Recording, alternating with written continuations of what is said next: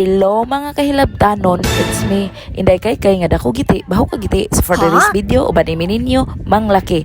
So di I know ako sa ang mag voice over for today's vlog kay party pa mang tuloga ang ako ang body.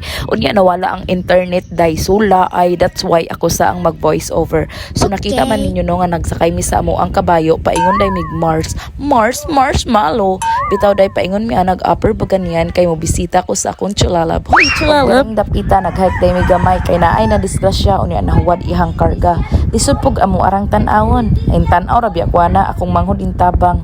As datay ang karga day then derang dapita day nag-hike na ko day wa na ko ni sakay day kay mahadlo ko sa dalan kay perting lisoda matuwad unya ta. Hoy tuwad, mao na ko favorite possession and medyo ko ganan mag voice over day kay kabasa akong babayaw. After how many years day naabot na mig offer bagan. Pag-abot na mo day nang hinaw din ako manghuday kay baho siya giti STS da ba din hatag ko kwartas sa akong angkol kay papaliton nako og pasaw while nagpalit siya day ako po nagpanit og mangga. Di ba dali ra kay siya naabot maon ana ng mga taong powerful og gilok day.